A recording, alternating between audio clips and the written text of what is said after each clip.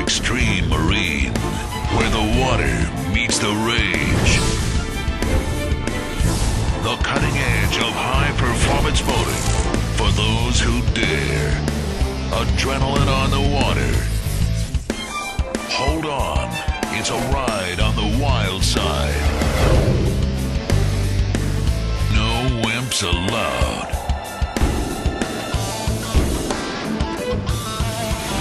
It's time for Extreme Marine.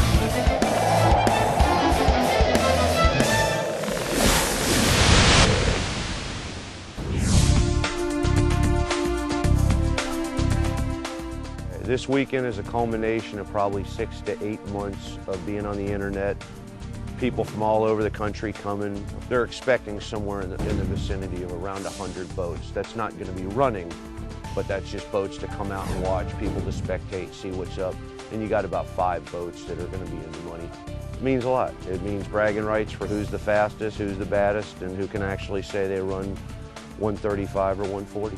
This is bragging rights, you know. Just a few people pursue their passion this deep in a hobby. And if you take these boats and go back to where they boat, they're the fastest thing on the lake. They're the talk of the town. Everybody points at this is the guy who's got the fastest boat we've ever heard of. Some of these guys are probably going to itch close to in the 150-mile-an-hour mark today if the weather cooperates and their equipment cooperates. From what I've seen, I think there may be some boats faster than some of these drivers feel like driving them. We've run this boat 135 several times. I haven't driven the boat in a while. It's been sitting up. As cool as it is this morning, we ought to make some good horsepower. It ought to run at least that, plus some. The excitement that's generated by running that fast, first of all, it's dangerous as hell.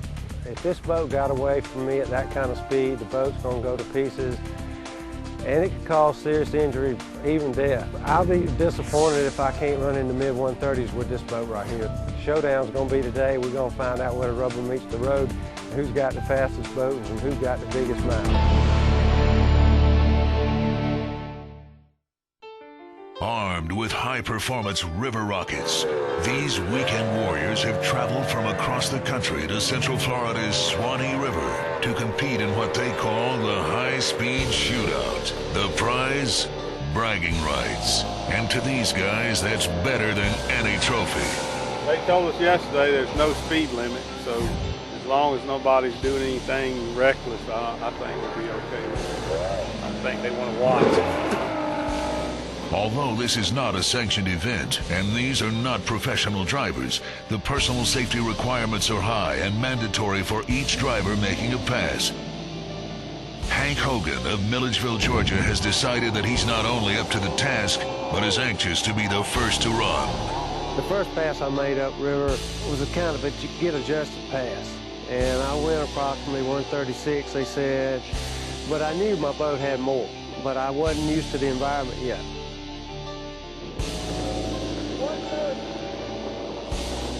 Dennis Vottola of Fort Lauderdale, Florida, follows with a textbook pass. His top speed, 138.2 miles per hour. Second pass, I had to lay down a bigger number than what I had because I wasn't out front at the time. So I knew I was going to let the high go with the hair. I was going to turn that boat loose if the hair lipped hell. So I nailed it, and the boat got squirrely as hell. In fact, it got up off the water briefly and settled back down during that pass. Oh, damn!